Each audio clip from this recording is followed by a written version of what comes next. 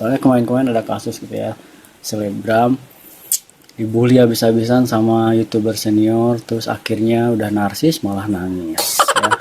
Nah, gua nggak bisa.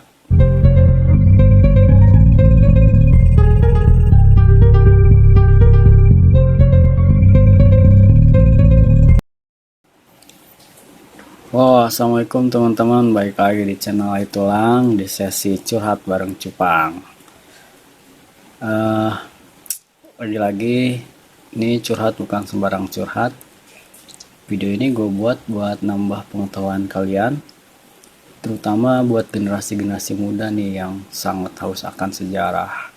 Dan juga buat kalian yang sering rasis dan terbawa rasis sama tokoh panutan kalian, atau influencer kalian yang membiarkan kalian bego jadi rasis dan tidak menunjukkan adab serta tidak menunjukkan nilai toleransi sebagai masyarakat Indonesia yang majemuk. Soalnya kemarin-kemarin ada kasus gitu ya, selebgram dibully habis-habisan sama youtuber senior, terus akhirnya udah narsis malah nangis ya. Nah, gue nggak mihak salah satu pihak dari mereka ya, cuman mau negesin aja ke kalian yang udah rasis, apalagi rasisnya di sosmed.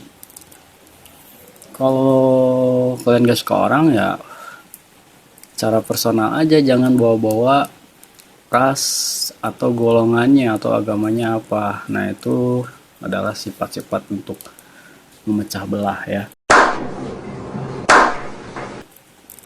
Apalagi kalau lu udah ngatain orang itu dasar Cina bla bla bla bla dan yang lainnya. Nah, itu udah mengusik ketenangan hidup gua nih, yang harus gua jelasin ke kalian semua bahwa warga keturunan Tionghoa itu juga punya andil besar dalam perjuangan kemerdekaan Republik ini loh ya.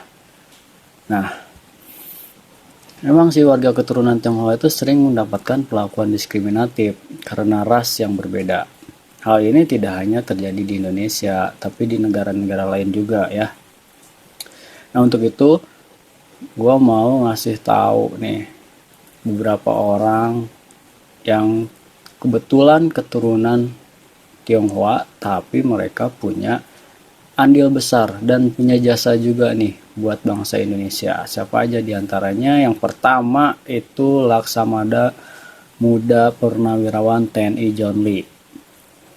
Nah, Laksamada Muda Purnawirawan TNI John Lee ini, atau yang sering kita kenal dengan Yahya Daniel Dharma, merupakan seorang perwira tinggi Angkatan Laut yang syarat pengalaman dan juga jasa.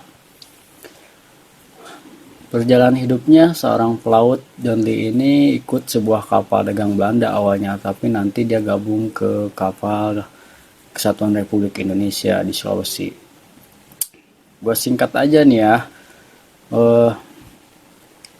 John Lee ini juga punya penghargaan Bintang Mahaputra Utama dari mantan Presiden Soeharto pada tahun 1995, dan dapat Bintang Putra Adi Prana serta Pahlawan Nasional oleh Presiden Susilo Bambang Yudhoyono tahun 2019.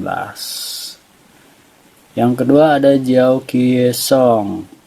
Nah, peristiwa Rengas Dengklok, kalau kalian ngomongin proklamasi gitu pasti kalian tahu juga peristiwa Rengas Dengklok ya. Nah, salah satu tokoh yang juga berperan dalam peristiwa itu adalah Jiao Kiesong. Peristiwa Rengas Dengklok ini mungkin tidak akan pernah terjadi tanpa ada campur tangan Jiao.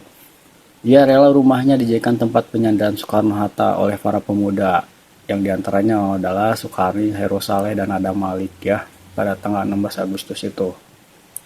Dia cuma seorang petani di Dusun Bojong Kerawang.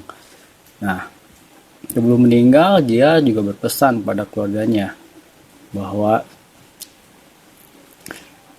keluarganya tidak boleh meminta imbalan apapun pada orang lain. Setiap orang yang ingin tahu sejarah rumah itu harus tetap dilayani. Nah, dia juga pernah mendapatkan piagam penghargaan dari Majen Ibrahim Aji pada tahun 1961 ketika ia menjabat sebagai Pangdam Siliwangi. Tuh, ya, ada orang keturunan Tionghoa juga yang jabatannya tuh sangat strategis. Dan ini yang ketiga nih ya, gue kasih tahu lu pasti kenal semuanya. Siapa yang nggak kenal dengan Abdurrahman Wahid? Ya, Dan mungkin tidak banyak yang tahu bahwa Abdurrahman Wahid atau yang kita kenal sebagai Gus Dur, ia pernah menyatakan bahwa ia punya darah Tionghoa mengalir dalam dirinya. Dengan terbuka, ia mengakui bahwa ia masih mempunyai garis keturunan dari Tam Kin Han yang menikahi Tan Alok yang merupakan juga saudara Raden Patah atau Tan Aong Ha yang mendirikan Kesultanan Demak ya. Nah, menurut riset yang dilakukan seorang peneliti berkebangsaan Prancis, Louis Charles Damais, Tam Kim Han dikenal sebagai Syekh Abdul Qadir Al-Simi yang dimakamkan di situs sejarah Trowulan.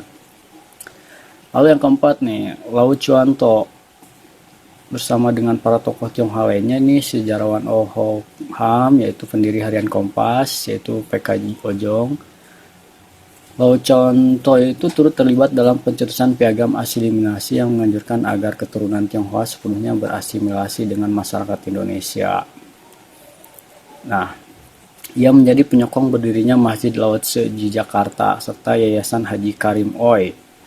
Nah, lalu si Lau Chuan To ini memeluk agama Islam pada tahun 1979 dan mulai dikenal dengan nama Yunus Yahya. Ya, dia juga pernah dilantik menjadi Dewan Pertimbangan Agung dan dianugerahi bintang Mahaputra. Yang kelima, Xiao Giok-chan. Xiao Giok-chan itu lahir di Surabaya pada tahun 1914, merupakan salah satu tokoh pejuang Indonesia yang berhasil membawa Indonesia keluar dari belenggu penjajahan Belanda. Xiao ini ahli bela diri kungfu. Ia juga pernah tercatat menjadi ketua umum Bapperpi, anggota PNKIP, Menteri Negara, anggota Parlemen RIS. Ya, pokoknya banyak deh ya. Ia turut berkontribusi juga dalam pendirian Universitas Trisakti yang dulu bernama Universitas Respublika. Yang keenam, gue kasih tahu lagi, Liang Hok. Ini dikenal luas sebagai tokoh perintis kemerdekaan Indonesia pada masa pergerakan nasional pada masa penjajahan Belanda ya. Ia adalah salah satu dia satu tokoh yang memimpin pemberontakan tuh pada tahun 1926 di Banten. Nah, bersama rekan-rekannya yaitu merusak jalan, rel kereta api, jembatan, rumah-rumah, dan kantor Belanda untuk menunjukkan perlawanan terhadap pemerintah kolonial Belanda yang menindas masyarakat pada saat itu. Yang terakhir mungkin agak klise ya, tapi ini dia juga berperan. Lu pasti kenal yang namanya Suhoki. Suhoki ini merupakan tokoh keturunan Tionghoa termuda nih yang gua kasih tahu ke kalian ya di daftar ini. Walaupun meninggal pada usia muda yaitu pada umur 26 tahun, ia mewariskan idealisme kokoh khususnya pada para mahasiswa Indonesia yang rajin berdemo di jalanan untuk menentang pemerintahan yang tidak mementingkan kepentingan rakyat. Nah, Gi ini merupakan pemuda yang cerdas yang bahkan berani mengkritik gurunya sendiri ketika berbuat otoriter. Gi sangat vokal dalam usaha penggulingan pemerintahan Orde Lama yang dianggapnya korup dan tidak lagi mempedulikan rakyat. Nah, tulisan-tulisannya yang dibuat menjadi beberapa buku yang wajib dimiliki para aktivis mahasiswa yang kritis. Dia seorang pecinta alam yang secara tragis tuh meninggal tahun 1969. Sehari sebelum hari ulang tahunnya di Gunung Semeru akibat menghirup gas beracun. Bareng tuh dia sama kawannya Idhan Lubis juga meninggal di lokasi yang sama. Nah, itu beberapa tokoh ya, tokoh dari Tionghoa, maksudnya tokoh dari keturunan Tionghoa yang berjasa bagi bangsa Indonesia. Sebenarnya masih banyak tokoh-tokoh pahlawan yang lain, tapi gue cukup kasih tahu segitu aja. Ya mudah-mudahan ini bisa menambah informasi kalian, wawasan kalian sebagai generasi penerus bangsa. Setiap orang baik asli pribumi ataupun keturunan non pribumi masing-masing tuh punya peran tentang sejarah berdirinya negara kesatuan Republik ini.